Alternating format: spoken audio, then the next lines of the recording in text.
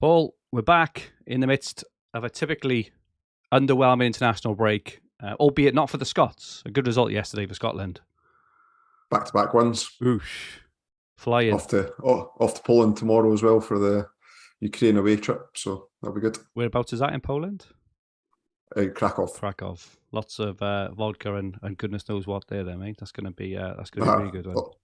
The last two times I was there was on stag do's, so I'd say it's going to be slightly different, but possibly won't be all that. If anything, even worse. Have you enjoyed the break, Paul? And how was the last game we got to? Obviously, we didn't pod last time out because of everything with the Queen's funeral, etc., and the games being cancelled. Yep. How's your time been since then? Good. I've been busy at work, so I've actually been thankful for the kind of break from fantasy football.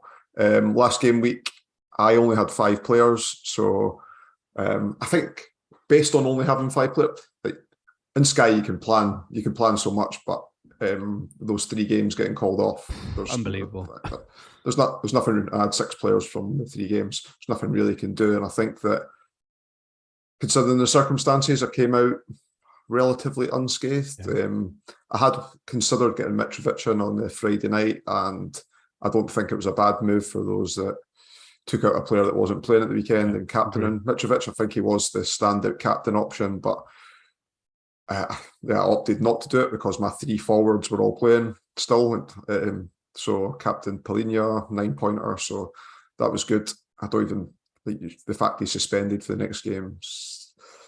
I'm okay with. That's twice he's come at Trump as a captain as well, isn't it? Unbelievably. Yeah. This always happens in Sky with the kind of popular or Twitter popular picks doing well on a single. I know it wasn't a single game day, but with there only being the 2 games on that day, so yeah, my other players returned well as well. So Saliba, Jesus, Haaland. I had Kane as well, so yeah, I was pretty happy with the weekend's work, considering I only had those 5 players.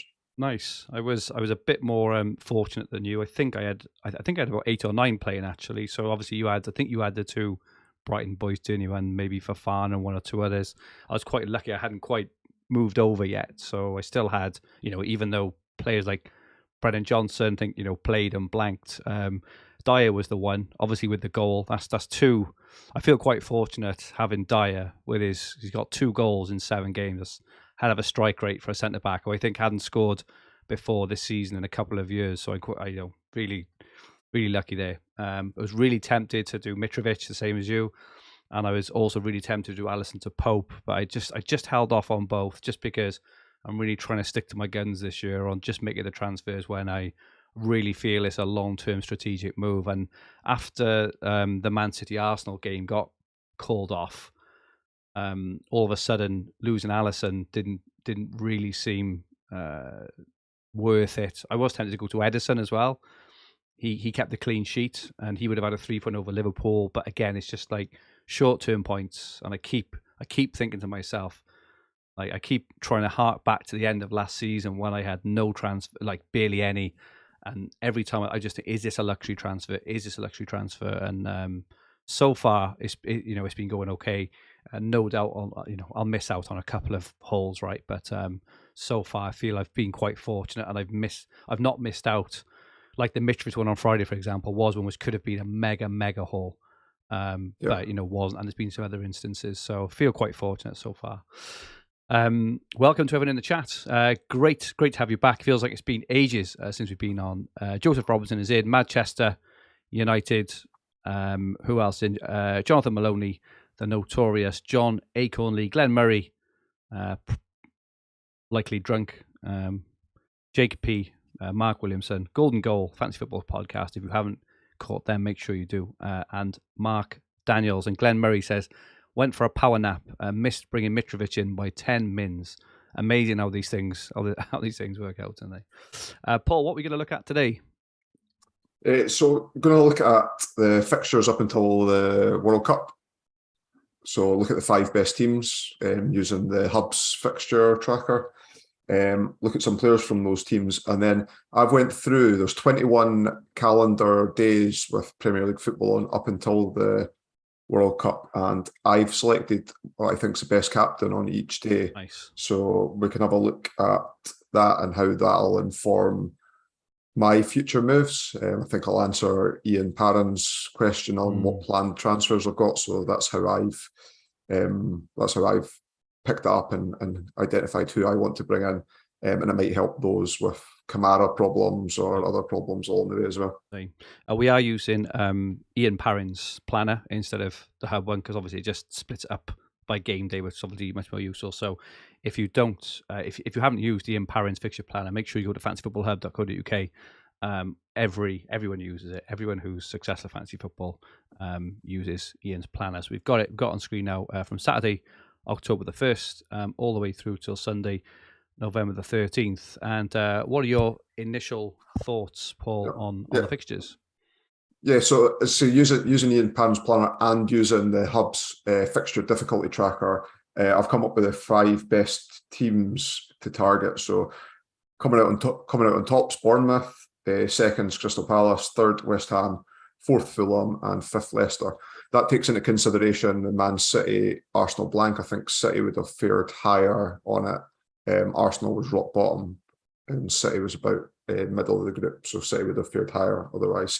So looking at those 5 teams and players that I would potentially look at from those, we've got from Bournemouth, we've got Billing, so 7.1 million. He scored 2 in his last 2 now. Yeah, that's good. It was in and out of the team at the start of the season. It looks like he's doing well. I was interested. My boss at work's a Bournemouth fan, and I was speaking to him about Bournemouth, and I think there's a perception that they've had a really bad start to the season. I know getting dropped 9-0 isn't the best, and losing Scott Parker, but they've not lost to a non-top 6 team. Wow. So when you talk about where do you pick up your points and where's the fixtures you target through the season, you target the teams around you, and you expect to beat them at home perhaps, and maybe if you can take a point away from home against those teams. So Bournemouth go into a really nice run of fixtures now. As I say, they're sitting top of the fixture difficulty tracker. So Billing at 7.1, perhaps he could be a Kamara replacement if you've got a little bit of extra budget. Covers you off for that single game day against West Ham as well, which comes up in a few Mondays' time. So he has only got bonus once this season, which is maybe a little bit of concern for me, but maybe that's because of the difficulty of the fixtures that he's been playing in. Cook 6.6. He has got 3 bonus, and I think it was his first 2 games of the season were both substitutes appearances, so maybe he would have fared a little bit higher points-wise had he cemented his place in the team earlier on. Just doesn't really appeal to me too much, but he is at that price bracket that if you've got nothing to spare and you want to get someone in that's playing this weekend, then Lewis Cook could be one. And then Solanke is probably the standout for me, 7.3. Again, covers that single game day coming up for Bournemouth, and they have a nice fixture run. If you can afford to, if you have the forward position, then perhaps he's someone that you can look at. There's also good mid-price strikers in and around that price bracket, so you could move on to Solanke and then perhaps move Daisy Chainham on to somebody else further down the line, or move on to somebody else and then move on to Solanke. Oh, I hadn't realised how good their fixtures are, actually, but they're pretty stunningly. For those listening on the podcast version, they go Brentford, Leicester, Fulham, Southampton, and a single game day against West Ham. Then they've got Spurs, which will always be a hard game. And then if they finish with Leeds and Everton, that is a spanking run of fixtures until overhaul, isn't it? Wow. Use the tools at your disposal, Fergi. Use the tools at your disposal. If only I knew a fantasy football website, which could tell me all this. Exactly. Yeah. So Bournemouth looked really great. Tavernier was somebody that I looked at pre-season.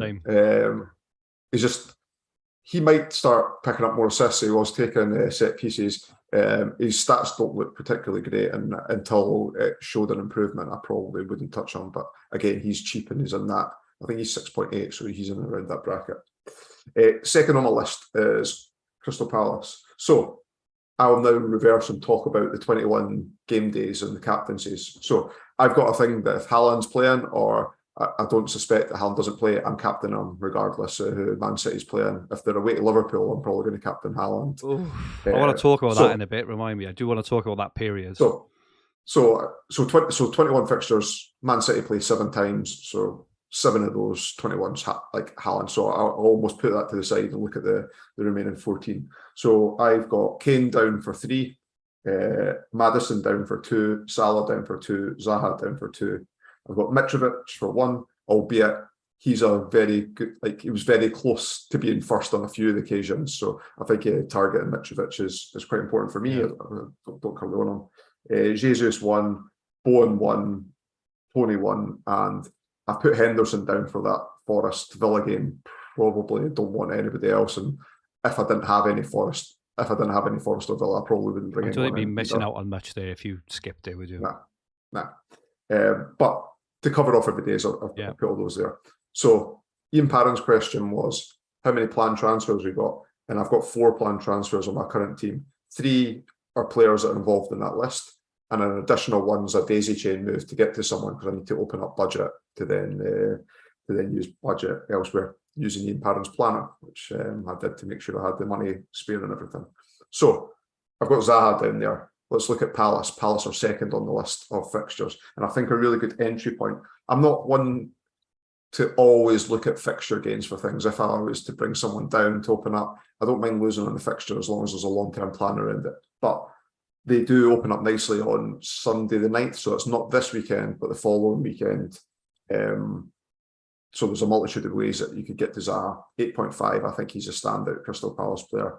But Guaita at 7, he has, I can't read my own handwriting. I think he's got 26 points. I think he's got 26 points. I will just confirm that before I look like an idiot, though. Which, considering Palace haven't had a great start to the season, I thought was quite impressive.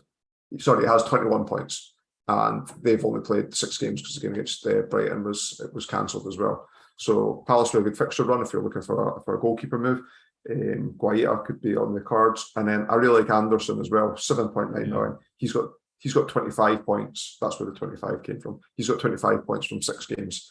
I could see myself potentially doing the double move, and that's where opening up the budget by moving on to Anderson was the additional transfer that I was thinking about making, along with the 3 other players that I'd mentioned from that long list of captain options. So yeah, Palace, really good fixtures, really good attacking fixtures.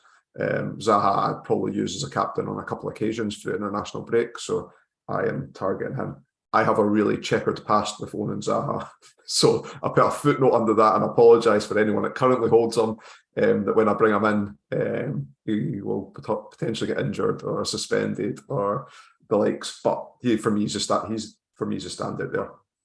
Third on the list is West Ham. I really have no interest in any of their players just now. I know Bowen's been playing terribly, and there's been a few large West Ham accounts on Twitter suggesting, well, their want for him to get rested or benched. Whether he does or not, I don't know, but at his price point, I just think it's far too much money for a guy that's so woefully out of form just now. He probably is the standout captain option on that West Ham Bournemouth game, but just now I trust Bournemouth players more than I trust West Ham players, unfortunately. I would just add there, so that game we're talking about, West Ham and Bournemouth, is on Monday, October the 24th, which is more or less a month away, right? And that will be 2 weeks. 2 weeks before the World Cup. Well, it is. Well, it's 4 weeks more information and 2 weeks before the World Cup starts. I wouldn't be. I personally, I've seen more and more players this season than ever planning way too. I think planning way too far ahead for things, and that's a prime example where you could say, at the moment he looks awful. In that period of West Ham, they play 1, 2, 3, 4. They play 4 games before that. They could just completely turn around, and all of a sudden he becomes the best option. So I personally wouldn't say, if you're bringing in a Bournemouth player, which I'm not saying is a bad option, but I wouldn't hang your hat on him captaining him against West Ham on that 24th, because things could definitely turn around, including Bowen. It's always good to have a backup, but maybe I wouldn't want on a game format where you've got 11 players. I wouldn't want 2 players from Bournemouth and West Ham collectively either. So I think that's good advice. One of the questions mentioned Kurt Zouma. He's not picked up any bonus in any of the West Ham games so far this season. I wouldn't be going there personally. I think he was at the price point which someone could get to him from Kamara. But yeah, definitely not for me. 2 other teams in the top 5 then. Fulham's 4th, so everyone knows about Mitrovic. I think my man Tosin Adarabioyo. Yeah, he's been flying. I saw that. 6.7 million. Yeah. So if you've got 4 midfielders, maybe moving down him. Fulham have got good fixtures, so you don't expect him to pick up negative in any fixtures. He's picked up passing bonus in the last 2, so maybe as Fulham adjust to the Premier League, or maybe the last 2 fixtures were more favourable than the ones previously, and knowing that they've got the favourable fixture run coming up. Goal threat, passing bonus potentially. I would, if he was any more than 7 million, I probably wouldn't be suggesting him. But the fact that he's in at that price point of which Kamara's at, I think you could do a lot worse than bringing in Tosin at 6.7. And they've got a nice entry point again next Sunday, October the 9th, as well, haven't they? So, and for those with Kamara, you're obviously not going to get any fixture gain out of having him anyway. So a straight move there, if formation allows. Mitrovic is obviously a standout from Fulham, 7.7 million, and that it's that entry point that you mentioned there that I'm looking to bring him in. So yeah, I'm planning 3 moves, not like 1 move this week and then 3 moves next week, and then that's my 4 planned moves. And then Leicester fixtures are down next. They've got that single against Nottingham Forest included in that as well. The only 2 players that I would consider are Maddison and Tielemans. Maddison's going to be trickier because he's at that price, but I think the kind of consensus around Twitter threads, etc., that I've seen would be to move, or a popular move is going to be Jesus to Maddison.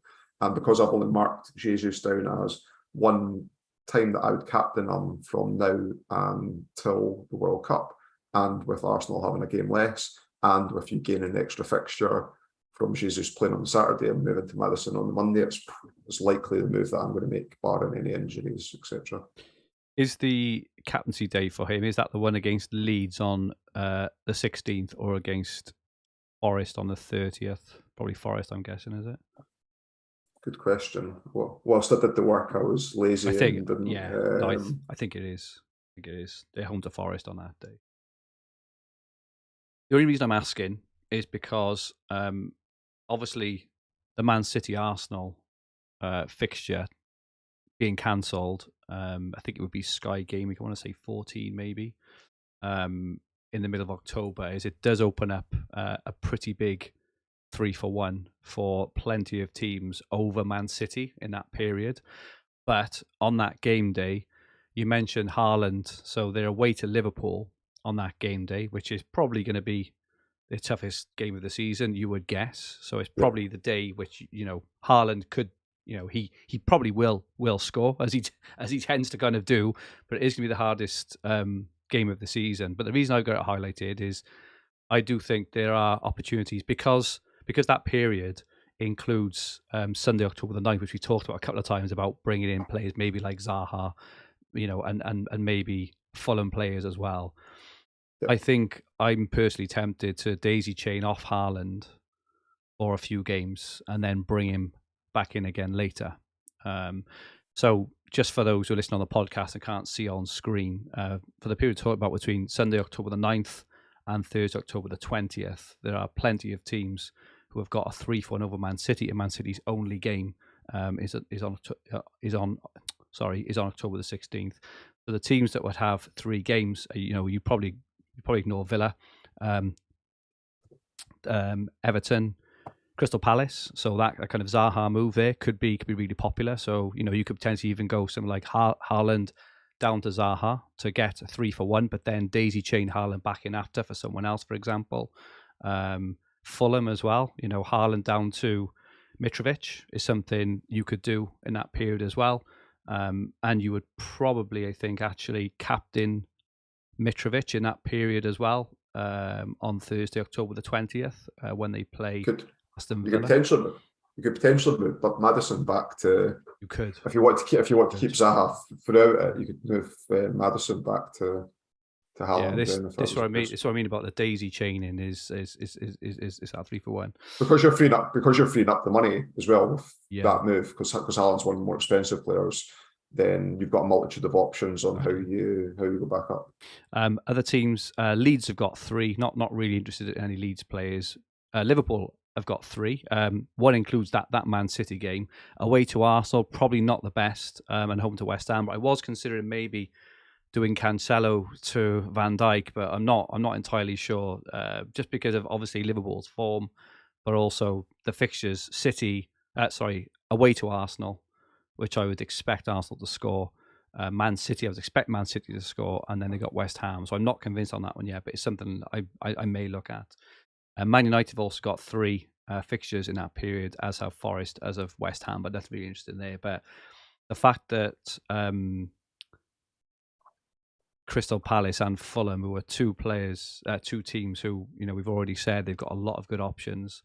I do think the 3-for-1 hop around there is worthwhile, or potentially worthwhile. The only issue is Haaland will probably be the best captain on that day, just by virtue of his form.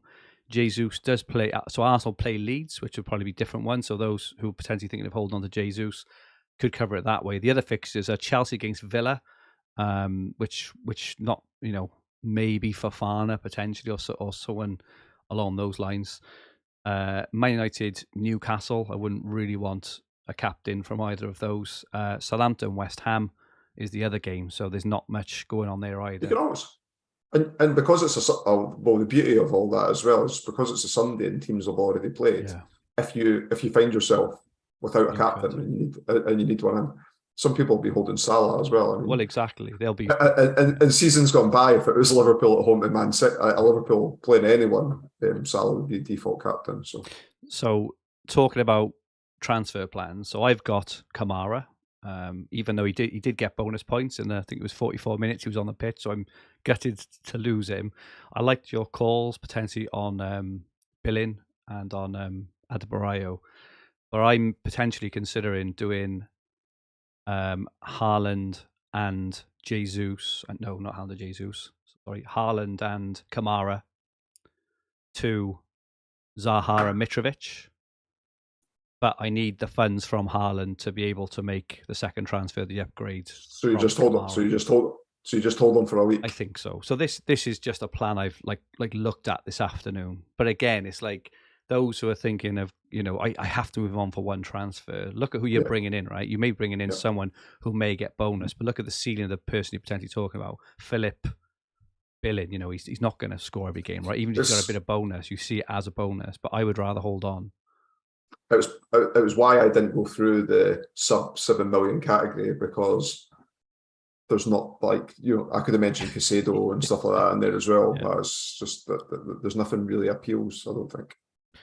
So that's what I'm looking at for that period. I think, like I say, who knows? It only takes one injury to a key player and everything changes again. But I think I'm willing to kind of do that. Wait till the Saturday rolls around again. Then when Man City play, so they'll be playing Brighton, and they're the best captaincy option that day. Actually, looking on that Saturday, Liverpool play Forest. So maybe not. Again, just something to look at. But in that period, for example, Kane might get an injury, Salah might get an injury, or whoever. And then the next move may become obvious. So I'm not planning too specifically day by day. I'm just thinking I'm going to get to that point with these players and then work things out after. So, and obviously doing Jesus to Maddison on Monday, that is included in the figures as well, because by doing Jesus to Maddison means I can then get Mitrovic in the week after due to the formation change as well. So I think, what's that? That's 3, 4 to get Haaland back. If I see, I still think I'll use 7 or 8 transfers before overhaul still. I've only used 4, which means I'm a transfer behind on a couple. I haven't got Fofana, but I think he's probably one I'll want to bring in, both from a budgetary perspective, and the fact that he's going to be superb in the game. So I haven't got Fofana. There's those 3 transfers there, and Haaland, that's 5. And there's bound to be another one. I'm bound to get another injury or bound to get something. I still want Van Dijk as well. I liked your stat that you pushed out last time around. Even though Liverpool have been pretty dreadful. That wasn't even on the podcast. I just sent you in a random. Oh, did you? WhatsApp. Oh, you did. Like Van Dijk's averaging 7.33 points per game this season. Even though Liverpool have had a dreadful start. Yeah, that's I do want him back, but again, there will be something. I think there will be an opportunity somewhere it's got to make that happen. Just one more question on this period, Paul. I haven't really given a lot of thought to the single game day on Friday, October the 14th between Brighton and Brentford. Have you given much thought to that at all? I think the obvious pick is probably Tony, but yeah. So I had done what you had mentioned that you're not particularly keen on. He brought in someone early. Well, I brought in McAllister. Yeah, so I brought in McAllister for that Leicester game, and I've got Caicedo as well. So I've got two players. So I won't be bringing on in. And the reason that I did the move when I done it, which obviously worked out really well initially, and Brighton's game against Crystal Palace hadn't been called off at that point as well. So I wasn't due to lose a game. Was that I'm not overly against or particularly for the gain an extra fixture, but I try and gain an extra fixture when I can. And I couldn't see any other fixture gain opportunity to get a Brighton player in, and that's why I did it then. And I think it's the same for Brentford as well, in that Brighton and Brentford always play on the first game day or the first match day of every weekend. And therefore, you're not going to get a fixture gain. Now, as I say, that's okay, especially if you're wanting to get rid of a player or part of a double move. I do think Tony's, like at the games at Brentford, I do think Tony's the best option, but provided McAllister, I've not moved on Caicedo, which I'm not ruling out by that point, and McAllister plays, then I would just captain McAllister. And there'd be an argument for missing it as well. I don't think that any single player is going to have that high in ownership that's going to really hurt you even if Tony was to go and score a double or something. I think the first game back, Liverpool and Brighton, will be an important game for Liverpool and for Brighton, because Liverpool they've got to turn it on. And I think everyone's assuming that Brighton are maybe just going to fall apart. Now, Potter's it. I don't see that. I still think they're going to be a good team. And, if you look this season, it's probably fair to say that Brighton have been a better team so far than Brentford. So I think if Brighton put up a really good showing against Liverpool, if they hold on to like a 0-0 or maybe a 1-1 or something, I think is an argument to say to skip, because as you say, there's skip if you haven't got a player in place. Obviously, for those who've got McAllister, there's some in the chat. Manchester has already got Mbomo in for that game. Frank FF Stuff, thank you, Frank, for joining us. Says, I was thinking Kamara to McAllister. Covers me 2 days. I have no player for the 14th and the 18th. I struggle to get excited to bring in non-explosive players for captaincy days. Yeah. Personally, even if they get their bonus, say, and they get 4 points, you really want to be using a transfer where your win is 8 points? I don't know. I know he's a good pick regardless, but their fixtures are tougher now, which maybe help McAllister with the tackle bonus. It goes back to the use Ian Parent's planner, plan out all your moves, and you might need to free up budget, or you might need a player in amongst that price bracket as well. And having him in that price bracket when I did it at the time worked out well for me. I just think in the majority of these, just wait until it happens. Is unless you've got a player not playing, like if you're going to do come out like in Frank's instance, I'm probably being a bit unfair there on Frank, because Kamara to McAllister is probably a pretty sound move actually. I was thinking more of taking out a player, I suppose, to bring in a player early. I think a couple of players brought in Tony last weekend and took out someone. If you take out Kane or Dyer to bring in Tony, you just get burnt, don't you? You just get burnt more often than not, I find. But anyway, especially there was an interesting point, and I've seen a few people mention on Twitter on that. I'm very, very. This maybe says more about my style of play in this game rather than it being the correct thing to do. But unless you're bringing in a player who's going to be overwhelming captain choice on a specific day. So if I held Dean Henderson and with the Leicester Forest game coming up, this would be an exception because I think Maddison's ownership is going to be really, really high. But I wouldn't move the captaincy off a player that I already own on the earlier move to do it. So like for those that bring in Tony, I've seen people move captaincy off like Saliba or Jesus while still holding that player onto Tony and onto Bowen, and it's just moves like that I would never ever do. Now sometimes that is going to come off and you get ahead of the pack, but it probably goes back to my mentality of would I like how much pissed off would I be removing a captain from a player who I expect to do well. Mitrovic is again on the Maddison angle because I think that he was so far the standout captain on that day that had I brought him in, I probably would have moved the captaincy to him. But in instances like that where Jesus and Saliba were both going to be well-owned captains on that day, if I still held those players, I would always keep the captain on the player that I was going to captain regardless. Yeah, I agree. And it's probably also fair, in terms of balance to add that if you moved on Maddison early last weekend, you came up trumps because he knocked in a 13-pointer against Spurs. So it can work, but I think over a season, over a bigger kind of data period, you'd probably find that it doesn't work more often than it does. And I suppose, we tend to look at, we look at the end of the season, your overall points and rank usually reflect how you've played overall in the season, right? It's very rare that, your season will be defined by one or, your whole season will be defined by one or two moves, maybe in a specific mini league where there's 5 or 10 points in it. But generally the way you play, I believe in all fantasy formats is generally reflected. I think there's hundreds of points between, overall defines the way you've played. I personally think I never think it's one move. You can't say, oh, if I'd have done this, I'd have finished in the top 10, but because I didn't do that, I finished 1,000th. I don't think that's the case.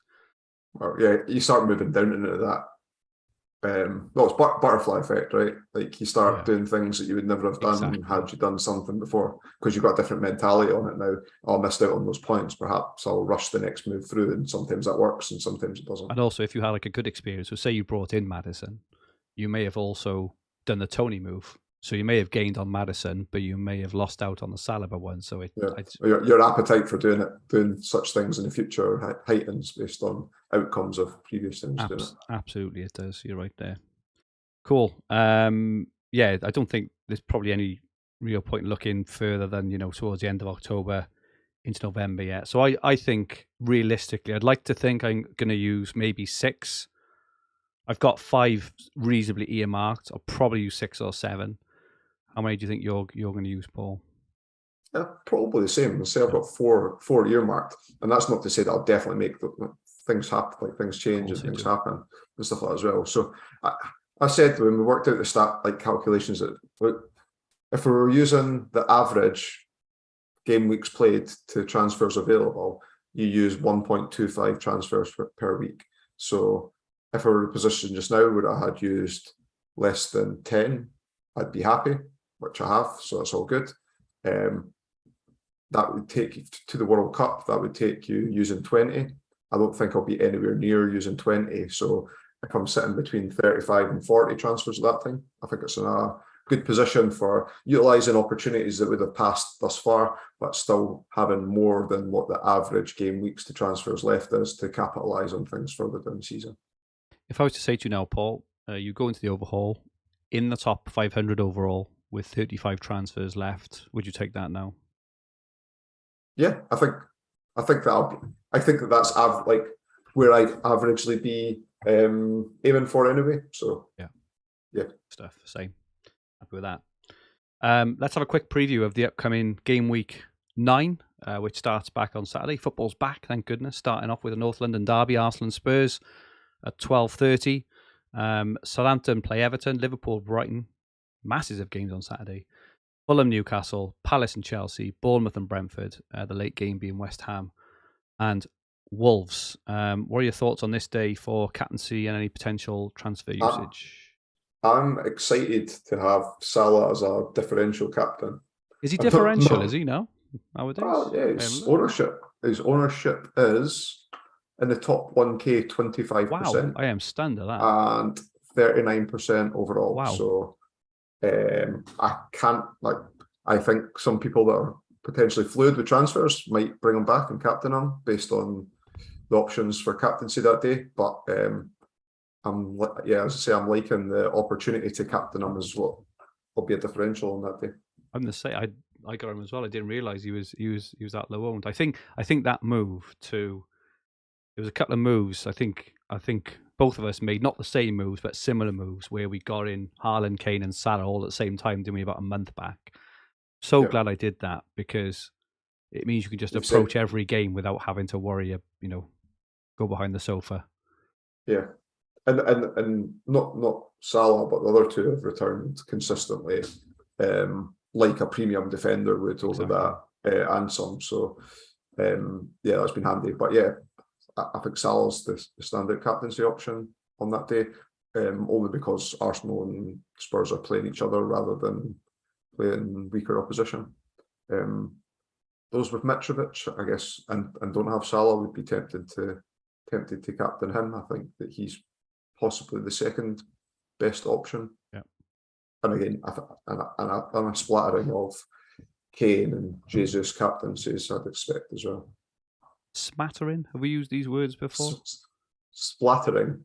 You say splattering, do you? Like a paintbrush. Yeah. I would say smattering, I think. Yeah. Smattering's a bit less. It sounds less than splattering. A smattering. Have you heard of? Is smattering a word you've heard of? No? Is it a word? Yeah, definitely. Is it a word? It's definitely a word. Well, I don't know. I've never heard that. I don't think. A smattering, I'm sure, is just like a sprinkling or something like that. A slight superficial knowledge of a language or subject. Edward only had a smattering of Welsh. There you go. That's what the same to me. I've got less than a smattering of Welsh, but yeah. Sunday, 2nd of October, Man City beat Man United, Leeds against Villa. You would imagine the world and his dog would be on Haaland here. I think followed by Cancelo. Cancelo. Glenn's put spattering. He prefers the word spattering, a bit of a mixture of the two. Yep, I like that, Glenn. And then Monday the 3rd, Leicester against Forest, 8:00. I agree with you. Maddison looks the real deal. Got 13 points against Spurs. Yeah, and they play after that. They play Bournemouth away. They play Crystal Palace at home, and then the midweek game fixtures of they're at home at Leeds, but Fulham play at home at Villa that game day. So I guess there'd be an argument for Captain Mitrovic as well, but Maddison would be a good captaincy option in that game day as well. So yeah, I think future planning, there's a few opportunities by bringing Maddison in.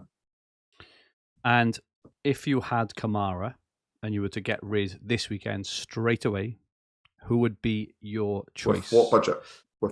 Roughly 7 million, say 7.1 will go up, so you can afford, you can afford bid. I tell you what, actually, no, let's use my exact example. Oh no, we can't because I'm getting Maddison in. No, we can't. I was going to say 7.3 because that also opens up Tyler Adams and it opens up a forward. I can't think which forward we were talking about earlier. 7.3. But... I would get Tosin Adebayo in. Okay, he'd be your pick, would he? If formation allowed, 6.7 million. Okay. I think it's relatively risk free. As I say, there's no fixtures in there that I expect Fulham to take a battering of somebody that he would end up in negative points, and I think he's got a few avenues to points. Manchester says bounce back ability, copyright Ian Dowie, and Joseph Robertson, blood spattered body. Yeah, spattered is a word as well, isn't it? Maybe it is. Maybe spattered, splattered, and smattered. Good stuff. Good use of the English language in this one, Paul. It should be like a thesaurus episode. We aim to educate. Nothing much really else there, I don't think, in terms of changes. I think the Maddison move will be incredibly popular. He is quite expensive, but I think because Jesus, check out Jesus' ownership, 77% in the top 1K. I think Jesus and Maddison is going to be very popular, especially as it's very unlikely that people have got 5 midfielders already. When I do this move, I'll actually move to a 3-5-2. Oddly, I've had 3 at the back for ages, just because I've never really saw or need an opportunity to get back to the 5. I was planning for Fana, but because of the way it's panned out, I haven't really had the opportunity to yet. But I'm sure I'll move on to him soon. It was interesting Fofana wasn't selected by Potter in his first game in the Champions League. Saw that. I bet you were sick with that. It wasn't in the Premier League for me to pick up points, so I wasn't that bothered, to be honest. Okay, let's have a quick look at the questions. Thank you so much to everyone who sent us loads of questions. As usual, FF Thinker, Sean Thorpe, thoughts on Raya out after a single game against Brighton, potentially Neto. Covers another captaincy. I don't think Bournemouth have looked too bad defensively against teams around them. So a good observation, what Paul mentioned earlier.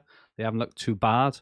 Again, I just can't get excited about it personally. Paul, what do you think? Move to Neto? By the way, I'd mentioned this on last season's pod. I think goalkeeper transfers are underrated. Yeah, I agree with that. They're the best points, the best value players in the game, and I'd be open to doing goalkeeper transfers more. Would I want the Bournemouth goalkeeper? I guess you get another two weeks worth of info before setting yourself up for that move. So if Bournemouth do still continue to look good defensively, and I like goalkeepers like Nick Pope, that the way that the teams defend is they don't give up much big chances, but they give up a lot of shots from distance. Pope did the same with Burnley, wasn't it? Burnley, and it now seems to be doing that in Newcastle, where teams are racking up big XG against them, but only because the volumes of smalls are adding up. And this allows them to pick up basically the saves tiers quicker as well. So I'd have a look at that, and it seems like an okay move. Something else, if transfers are played in that period of time, something else might have opened up, and you might have more money as well. So you might want to go back to a premium goalkeeper. I guess would be options there as well. Yeah, I just can't do that. I can't get excited about it. I just think, there's enough really good keepers, really good fixtures to get excited about. And the captaincy's on about the Bournemouth ones against, what's that one against West Ham in it, which is like ages away. It's like a month away. So, Aman Tatler, is Cucurella the one to bring in with Potter in charge of Chelsea? I wouldn't be doing anything this weekend, personally. But because I don't think you get to see the team sheets. We're not sure what he's going to do yet. Away to Palace is not an easy game either. But they do play Wolves the following Saturday. What do you think, Paul? I just wouldn't be excited about that move at all just now. Like, he's not been picking up bonus, even when he was playing on the left of the back three as well. So wait and see for me, I think. Yeah, I think Sunday the 16th of October could be a good time to bring him in away to Villa.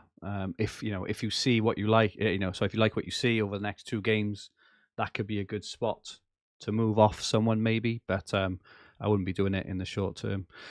Glenroy, has anyone thought of doing Jesus to Maddison on the 3rd of October?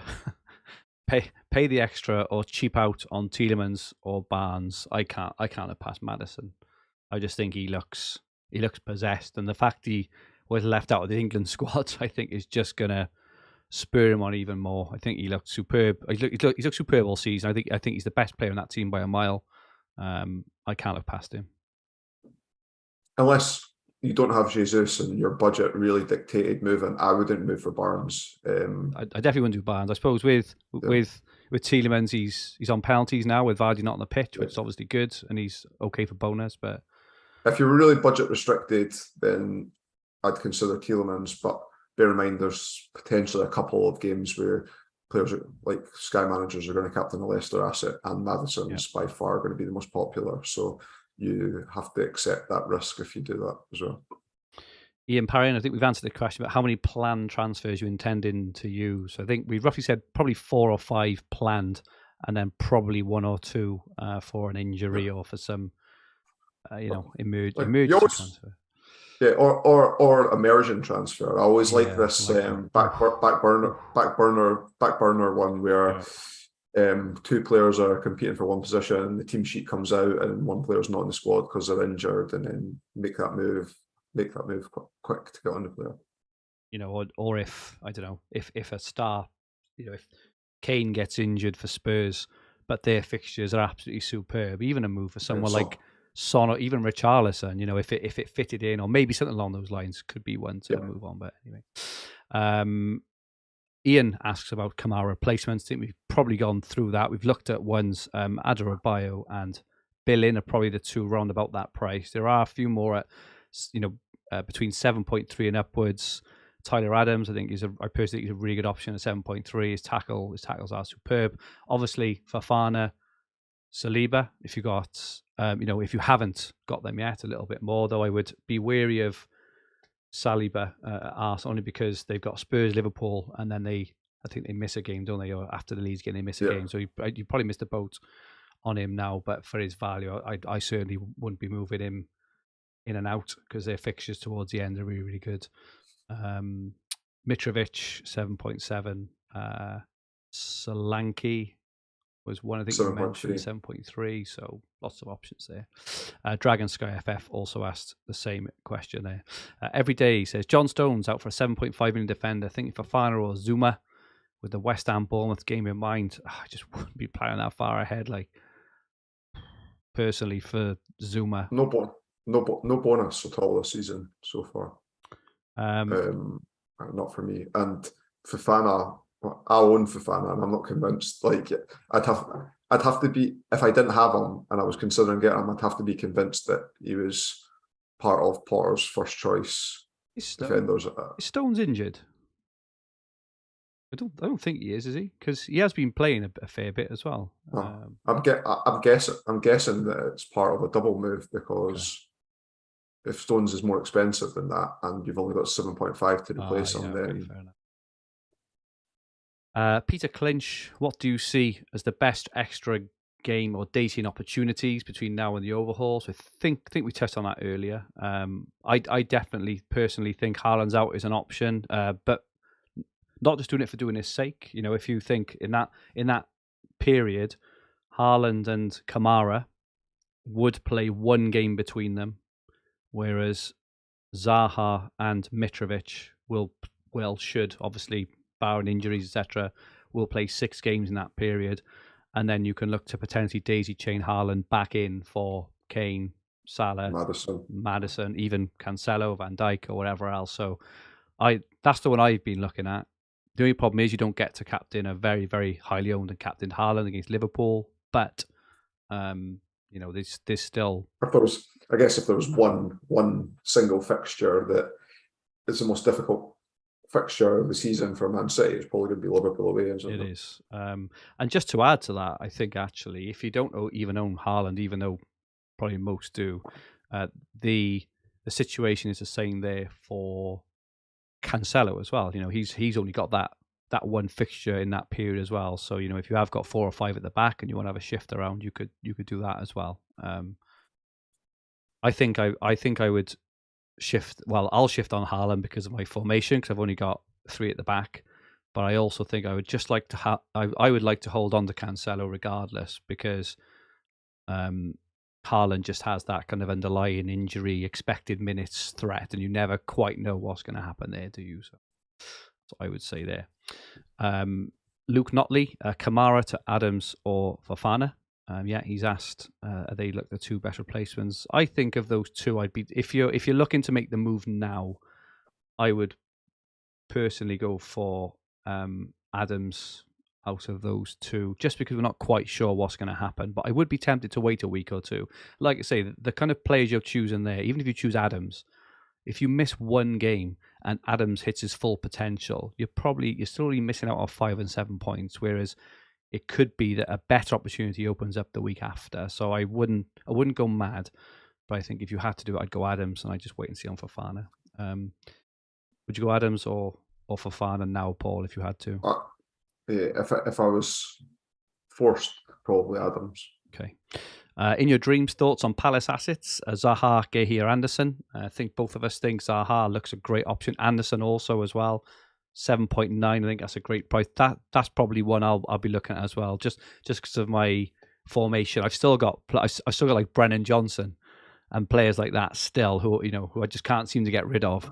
But something like Johnson to Anderson, I can definitely see me doing in the near future, or something along those lines. His passing is superb in it.